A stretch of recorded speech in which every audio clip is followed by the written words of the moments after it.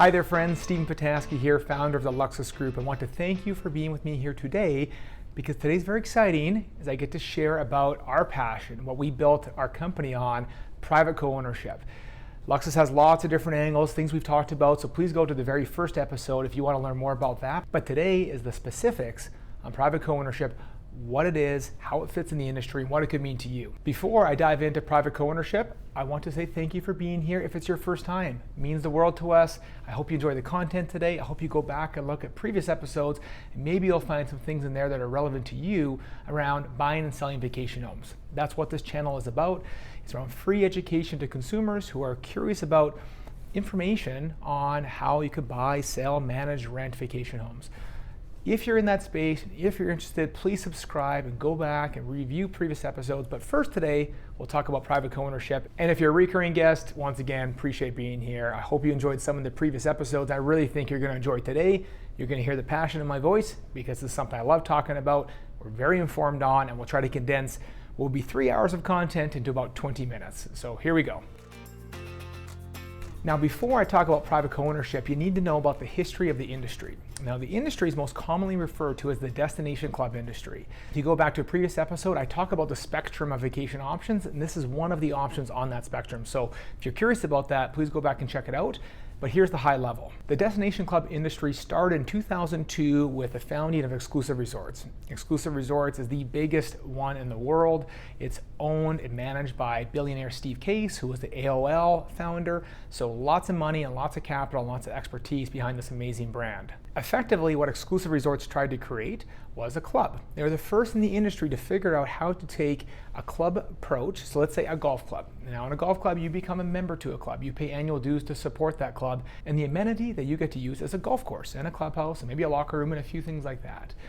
What Steve Case did with Exclusive Resorts and the other founders at that time created a model where you're a club member of multiple multi-million vacation homes around the world. To the tune of 300 to 400 homes Exclusive Resorts has built themselves out to, and they continue to operate today as the most successful industry leader since the industry began 20 years ago. Now, after Exclusive Resorts were called ER, after ER started, there's multiple spin-offs, and the industry very, very quickly grew between 2002 and 2006-07 to about 50 players around the world that were recognized. And there's all sorts of different angles. Some were ultra high end, like 5 million plus. Some were lower end, maybe 1 million. But they generally were focused around the club model. Again, focusing on that club structure where you're not a direct owner in a property, but rather a member of this club. And again, you get a chance to experience these amazing amenities. However, it all changed come 2008 when the Great Recession hit. And during that time, roughly 50 players merged, sold, bankrupt, or wound themselves up down to about 10 legitimate players left in the industry. Fortunately, Luxus was one of them, and I'm going to get into why we made it through the Great Recession, because we started in 2007, so we started right before that really, really formative change in the real estate industry, how we got through it, and how other equity owners or private co-ownership models got through it as well. In the end, the survivors are the ones that were very well capitalized or were quick to restructure their models with support of their members to get into something that has sustainability for the long haul and doesn't rely so heavily on debt or leverage in order to grow their portfolio. Those that had the capital behind them could weather the storm, and then there's groups like us, private co-ownership, who generally don't take on a lot of debt or in some cases have zero debt, and that's why we're able to get through what was a very difficult time and a significant change to our industry as a whole. Now, your question is probably, how does Luxus fit into this industry? As I mentioned, 2007 we were founded with 3 properties. 18 co-founders, we raised $3.5 million and we bought 3 homes. A beautiful home in Scottsdale, a nice condo in Maui, and a really neat lake property in interior British Columbia. Starting with 3 properties isn't enough to great scale. It's very challenging to get a lot of people interested when you only have 3 different destinations. But fortunately, at the time, real estate prices were dropping, as difficult as that was for the world when that Great Recession hit. It created an amazing buying opportunity, and we got the snowball effect that happened at Luxus. And we grew over the course of 7 years from 18 people and 3 properties to over 400 people, 50 properties, and $100 million in capital. After that growth spurt, it put us as the largest in North America within the equity-based destination club. There were a couple different terms for our model, whether it's equity-based destination club or private co-ownership, which we coined along with a few others in the industry who use it as their best way to describe what we're all about, because effectively we are a group of co-owners. Now that co-ownership could exist via a direct ownership and stake in the real estate directly, or it could be via a fund structure, such as an LLC in the US or a limited partnership in Canada. And as we hit our peak and our stride, we learned that there's different ways to serve people, and people had different passions. One was Italy. We launched a co-ownership version there for a single asset, a beautiful Tuscan villa, which was enjoyed for over 5 years by 10 different owners. Now we have Fishing Lodge, where we have co-owners in that, and people get a chance to enjoy that particular passion. So also in the industry, you'll not only find the groups like ours that have multiple properties and multiple different destinations, they may also have the single asset fund, where you have a limited and small group of co-ownerships that are serving a very singular, purposeful passion, whether it's around fishing or wine or culture or different experiences like that. So whatever your flavor of travel is, it exists within this industry. The question is whether or not you have to pursue a club approach or a private co-ownership approach. So what are the differences between the two? Well, I'm going to outline the primary goals for any group, and you can see how it's a differentiator when you actually focus on the equity side of the equation versus purely the lifestyle. Primary goals for anyone in our industry are very, very simple. They're around delivering a high quality experience, heavily focused on lifestyle, amazing properties, curated from around the world that deliver a hotel quality experience in residence. That's the consistency, the familiarity that really drives the industry as a whole. Absent of that, people will just go rent in the open market. But again, individual landlords cannot provide the same experience as a destination club or a private co-ownership, where you have that pride of ownership, that community that comes along when you have people have a stake in the business, a stake in the club, or a stake in the asset directly. Now the difference though between the two, while experience is all driven around the same fundamentals, provide this above market experience at a below market pricing, the difference on the private co-ownership or equity side is around a few changes, primarily to the legal structure and how it's financially set up. First off, as mentioned, there's a direct stake of ownership in the real estate, whether it's via a fund approach or it's directly into the real estate itself. Generally, as mentioned, zero debt or very, very low debt models. That really has proved well during the ups and downs in economic cycles when recessions hit and real estate resets. Full financial transparency with the co-owners. Everyone knows where it's at through generally audited or reviewed statements, so people get a chance to see the financial health of the club and their contribution to it and what it could mean to them. And common for almost all private co-ownership vehicles are fixed exit time periods. This is critical. No clubs, generally speaking, no clubs, 99.9% don't have fixed periods where you can extract your membership without going on a waiting list. Usually a club is capped out at a certain number of people, and as people come into that club, it buys out exiting people. In a private co-ownership model, usually we have what's called a horizon event or a termination event or a liquidation event, which can be anywhere from 5 to 15 years, depends on the model in the industry. And that ensures certainty of exiting the group within a fixed time period, so you don't have to be in there forever in the event your lifestyle changes and you're looking for something different. And finally, while the certainty of an exit creates that comfort to know you're able to pull your equity out at a certain time, it does not provide certainty on gains, on appreciation. Most of the groups in the industry, including ourselves, are focused around capital preservation more than gains, because we have this very unique struggle, this unique conflict that comes between lifestyle and financial.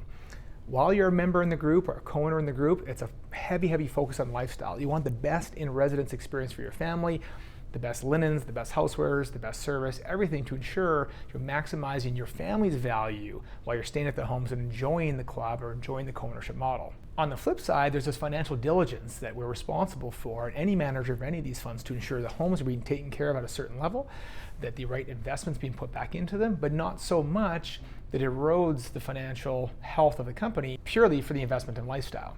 It is the manager's job of that group in order to find that. So if you're looking at different groups, ask those questions. Whether it's us or someone else in the industry, these are the things you want to know about financially, to know how your capital is being preserved and what their investments are. There's no right or wrong answer, to be perfectly honest. It really comes down to that particular group's approach and what's most important to them and their co-owners. In the case of Luxus, it is a healthy balance. We have that financial aspect that's critical to the success of the company, but we also would not exist if we weren't investing back into lifestyle on a daily basis, ensuring the properties are meeting or exceeding the standards of our clients. And for us, we're always learning. Like any group in this industry, it's a young industry, only 20 years. It continues to evolve on a regular basis. So we have to respond and evolve along with it to ensure we continue to deliver an experience that we set out for, and ideally enhance it to make it better as time goes on. Now, if this private co-ownership or club industry thing has kind of piqued your curiosity, there is a process to evaluating the different players. Again, you can reach out to us. We are becoming a conduit for people, whether they're buying and selling vacation homes or they're looking for different avenues for travel within this unique vacation spectrum of options. As you start to evaluate this as an option for you, you have to look at what are things that are most important to you, whether it's a club approach or it's an equity approach. The club approach, I'm going to talk about in a different episode and go a bit deeper into that avenue because there's so many unique aspects and the club industry is evolving substantially right now. So being purely focused on the private co-ownership, the questions you're going to be looking at primarily are around, what's my exit timeline? What's the price point of the homes in the portfolio? Generally speaking, the portfolios of these properties are on the higher end, usually the $2 to $5 million range. Luxus has a portfolio that's kind of between $800K to $1.8 million. Then we had another portfolio that recently hit its Horizon event, which is $3 to $5 million. So there's lots of different angles, but below $1 million is very, very uncommon in the private co-ownership space. In fact, I don't even know of anyone who's doing it successfully currently. But in the higher end space, there are a few really, really good options that have a lot of credibility in the industry, a lot of staying power, and sustainability behind them.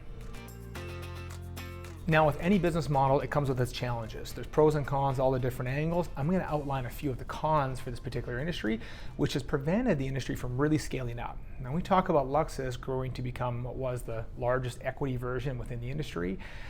We are one of 3 or so in the world that maybe have hit that capacity in terms of size of property portfolio. Now, if it's such a good idea and it's so much interest, why? Well, there are challenges to scale. There's securities legislation. There's the financial transparency, which a lot of clubs prefer not to do during their growth phase. There is the ability to buy properties in a very difficult market, not just today in the seller's market, but because of the highly regulated short-term vacation rental market that exists. Again, shout out to a previous episode around short-term vacation rentals. If you're curious about that, watch it. But the regulation has prevented the scalability of many of our industry peers, including ourselves, to buy in certain markets. I'll just give you a quick example. New York, about 10 years ago, launched effectively, they would be anti-Airbnb laws, but they're anti-short-term rental laws. While we don't rent short-term, we do use the properties in a similar basis where people are transient, they are owners and they're co-owners and they're traveling, but they're coming and going as they please, not dissimilar to a vacation renter. Difference is the ownership aspect. Not all regulation separates the difference between someone who's actually renting versus someone who's just using. Because of this regulation, it's drastically changed our industry and prevented a lot of new players to get in the private co-ownership space. Another challenge exists is exit timelines.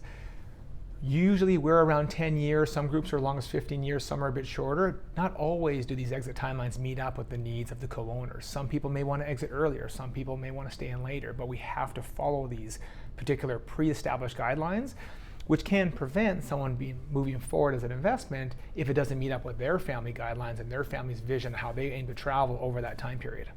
And finally, when you have a large group of co-owners, it can be challenging to pivot in the market. When there's big changes, there's big disruption, when you have hundreds of people that have entitled to a vote, which they have earned and they paid the right to have, it's sometimes difficult to make those really quick changes.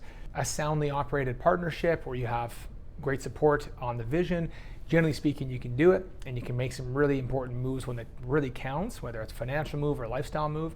We've been fortunate at Luxus to have an incredible partnership, incredibly supportive, that allowed us during the pandemic to sell some international properties and buy some more local properties that allowed us to focus on places we could travel to while there was significant border restrictions in place. So it's just one fundamental example of why within the industry, I'm talking on a global level, it's been difficult for these particular industry players to gather significant momentum. That all said, there are some great players in the industry. Every model's got its pros and it's got its cons, and the ones that have entered this industry are doing super well. Super excited to see. They're my industry peers. Even though we may compete technically sometimes for a client or two, it really is an uplifting approach. All the other founders of these different groups from around the world, we connect, we collaborate, we share clients, we share ideas and concepts because we want this industry to be healthy. We want it to succeed together. And just like coming out of the pandemic, working with our partners to move our business through this difficult time, we're so encouraged by all these other people around the world that we're working together to create a very healthy industry that we can all be proud of and we can all thrive in over the next decade and beyond. I referenced a couple times during the video about industry changes. So the last big industry shift was 2008 to 2012. The next big adjustment to the industry is happening right now.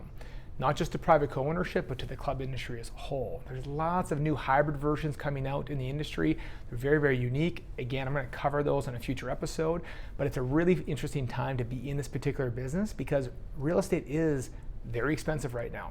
It's a seller's market, and it's increased substantially during the COVID because there's been this drive for people to work from home and people to not put their lifestyles on hold and invest in these vacation markets.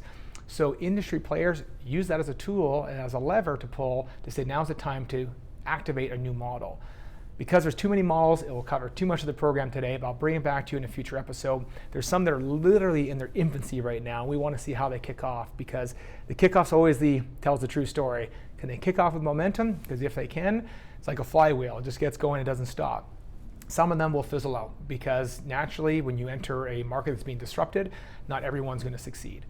We'll try to keep tabs on it best we can. If you're interested in a model, please reach out to us. Again, we're happy to provide whatever feedback we can do to help you on your selection of this particular option within this industry.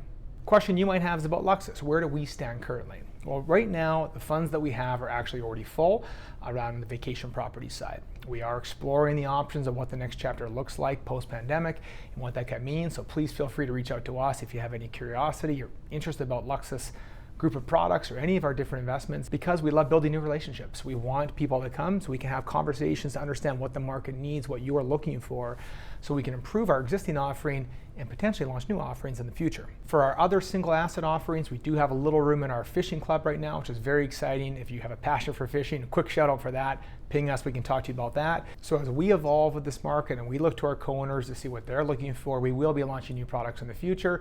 So reach out to us if you have interest in us. And again, this channel is meant to be unbiased. We're here to provide options in the world. So if something's not a fit for you, maybe you're in Europe or maybe you're in the Southeast United States, we can provide referrals to other great players in those parts of the world to ensure you're connected with what we think are the best companies within this particular industry. Well, I hope that opens up your minds to what other really unique options there are in the industry. For us, again, this is what Luxus was founded on back in 2007, something we continue to do every single day for our hundreds of co-owners and our dozens of properties. We want to continue to serve them and we want to continue to serve the industry to make sure we exit the pandemic with a really, really healthy destination club industry so we create this and keep this amazing way of travel for many years to come. Thank you again for being here. Reach out to us if you want any connections on this. It means the world. And if you did like this, if you got one nugget of good information from this, we are charging our fee now, and our fee is just to like this or subscribe it or share it with someone. Again, we put this out. It takes a lot of time to produce these videos and put them on YouTube. All we ask in return is share it, like it, or subscribe it. It means the world to me. Thank you very much. Have a great day. See you in the next episode.